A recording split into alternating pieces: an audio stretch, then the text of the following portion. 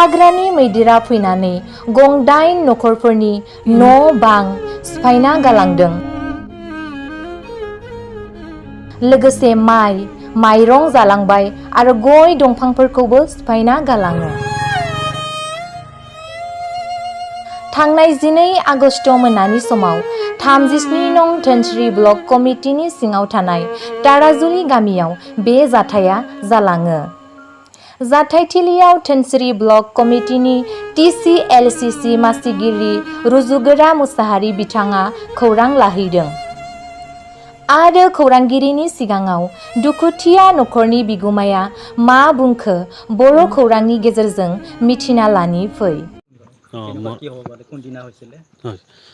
मोर नाम तो श्याम बहादुराय और गाँव नाम ताराजुली और जंगल पर हाथी आईकिनी बहुत नष्ट घर सर पूरा माने भांगिकिनी धान सान खाइसे और तामुल गछ किनी भांगिकिनी पूरा हेरी माने खत्म करिसे और मैं यही जानु जे आमर घर सरकारी माने हेरी पर मानु आइसे ভাল লাগিছে और किबा माने नष्ट हुआटो माने एटो किबा आपनार चैनल द्वारा किबा हेरी करिब बुली मैं आशा करूँ और किबा मोर घर मात्र नहय सबै गाँवते घुमाइकिनी हेरी करिसे नष्ट करिसे एटो और आपनार द्वारा मैं सरकारक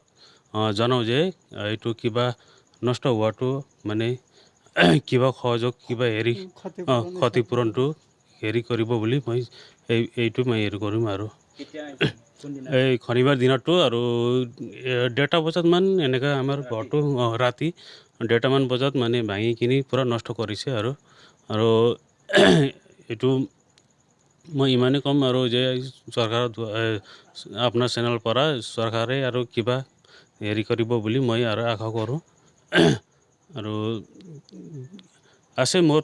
बेलेग गाँवत आमार गाँवते माने नष्ट करिसे एटो और आपनालोके और हेरी करिकिनी हेरी करक और इमाने और मैं मोर तो माने घर दुआर और किबा बेरा सेरा तामुल धान खाइकिनी चाउल टाउल सब हेरी करिकिनी हेरी करिसे नहीं मानुक एकू करा नहीं माने मानुखिनी तो पलाई गिसे यार पर घर पर हालार करन पलाइसे और थांनाय सुनिबार 12 आगस्ट हरनिफ्राय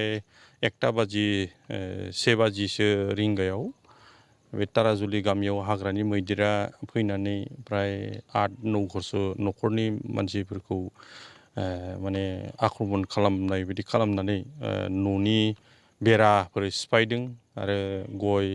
बा थालिर बिदि सिफायदों ओमफ्राय न' सिङाव दोननाय बाख्रियाव दोननाय बा बस्तायाव दोननाय माइ माइरंफोरखौ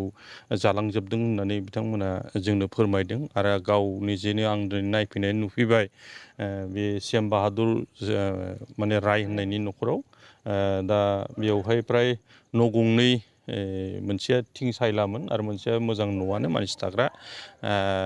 बेखौ सिफायनानै न' सिङाव दोननाय माइ माइरं बेखौ प्राय आलाय सिलाय खालामलांदों आरो बस्ताबासो जालांदों होननानै मिथिदों आरो न'खरनि मानसिफोरा प्राय गिनानै खारखावजोबनाय खारनाव प्राय इसोरा बासायबाय बिसोरखौ